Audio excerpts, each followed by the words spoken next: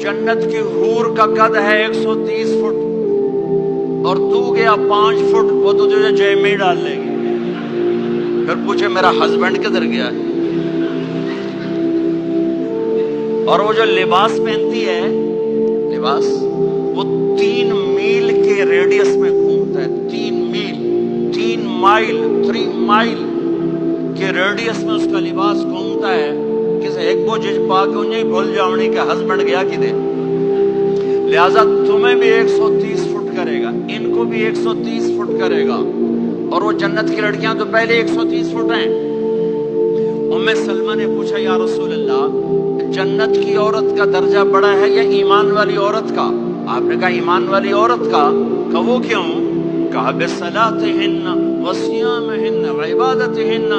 जन्नत की औरत नमाज नहीं पढ़ती, ईमान वाली औरत नमाज पढ़ती है। जन्नत की औरत रोजा नहीं रखती, ईमान वाली औरत रोजा रखती है।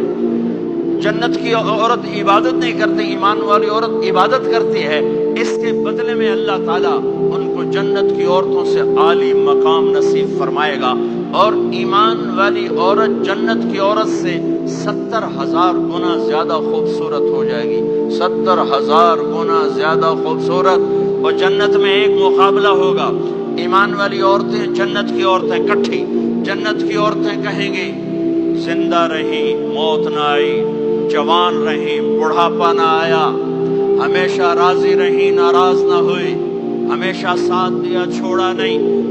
और दुनिया की औरत में ये सारी बातें हैं। मौत भी आई, बुढ़ापा भी आया, लड़ाइयाँ भी हुई, झगड़े भी हुए, जुदाई भी हुई। नेक से नेक औरत। 89 का हज था तो हम बॉर्डर पे बैठे थे मीना के, मुज़दलिफा के साथ।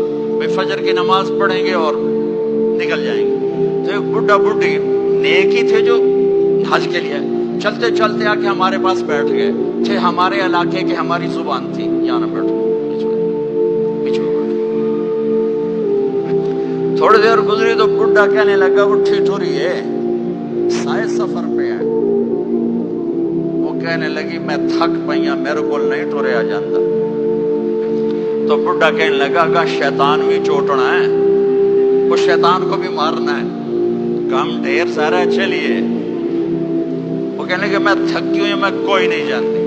दोनों की लड़ाई शुरू, मुज़दलिफा में लड़ाई शुरू हो गई। बुढ़ा कहने लगा इत्थे पेके कोई नहीं जिथे रुस्ते लगी जैसे अग्गा ही टुरना है।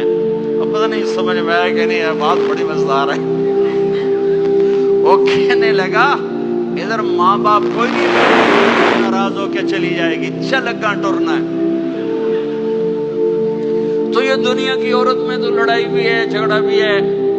आपने कहा आयशा जब तू नाराज होती है ना मुझे पता चल जाता है। हज़रत आयशा ने कहा वो कैसे? जब तू नाराज होती है ना मेरे ऊपर तो तू कसम उठाते हुए कहती मुझे इब्राहिम के रब की कसम। जब तू खुश होती है तो तू कहती है मोहम्मद के रब की कसम। तो सबसे पाकीज़ा घरों में भी ये हो रहा है, ऊंच नीच हो रही, खटपट हो रही है, खटपट हो रही। तब ईमान वाली औरतें क्या जवाब देंगी?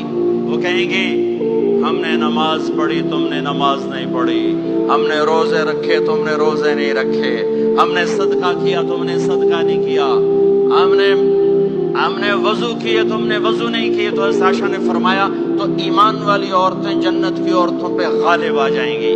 यहाँ मर्दों पे गालिब, वहाँ हुरों पे गालिब। दो आपस से नंदा ही ढोल बजना है।